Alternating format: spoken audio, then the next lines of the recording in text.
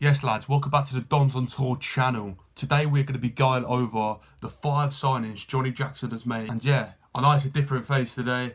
Kyle is also in this video, so don't you worry, he's still here. We just want to spice it up a little bit, get more people involved.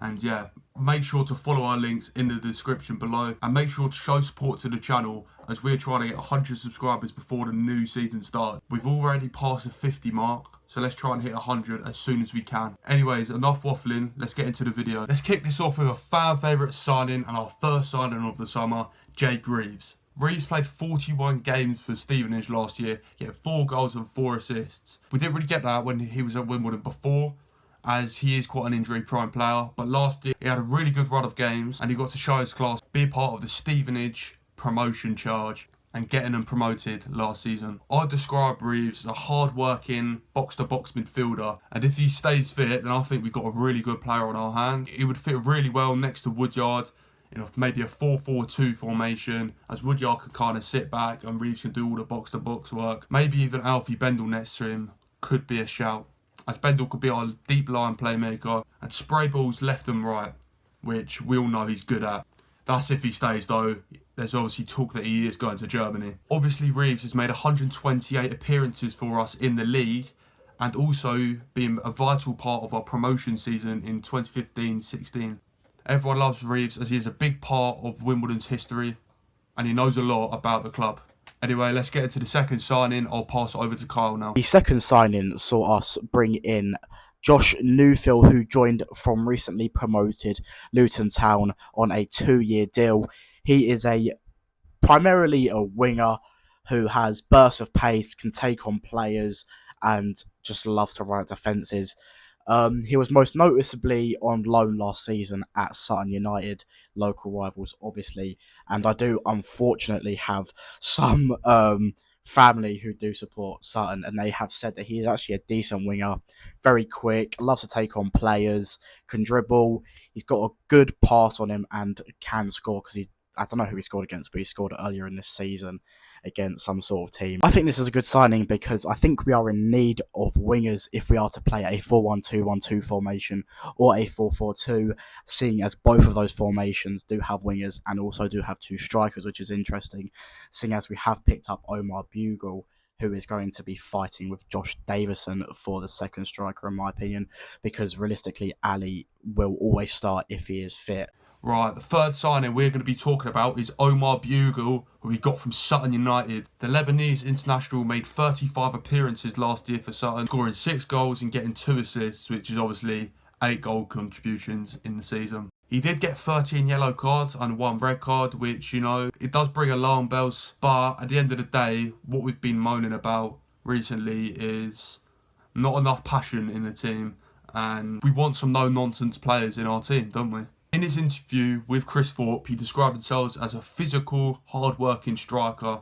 And from what I've seen from him in the past, he is a bit no-nonsense. And I like that. He puts himself into positions where no other players want to put themselves into and does all the dirty work up front.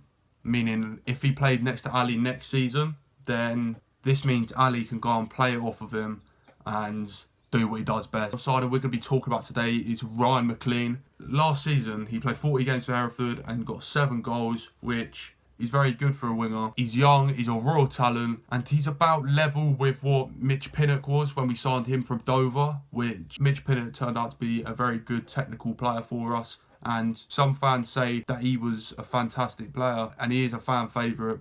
From my research and from what I've seen of him, he is a composed and technical winger, which is what we need. We need calm players in the team, as last year we did rush a lot and it got all messy.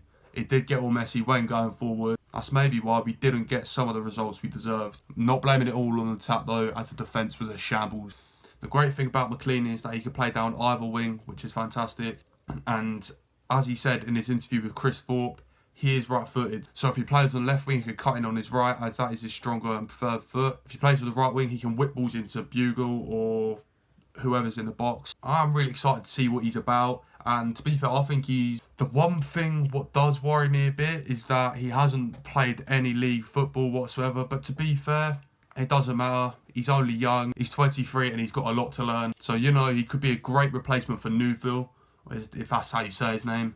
But yeah. The fifth and final signing so far saw us sign James Tilley from Crawley Town on a 2-year deal, who can play in many positions. He can play left wing, right wing, central attacking midfielder, which is huge for us, as I think Chislett is going to be leaving to go to a League One team.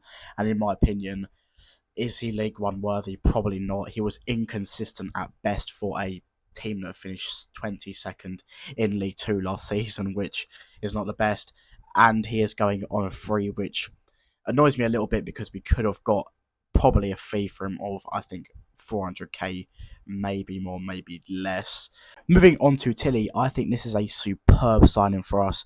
We've signed someone who is versatile, loves to run defences, he's got a bit of swagger about him. He's practically what we've been crying out for, seeing as Chislett is moving away from the club.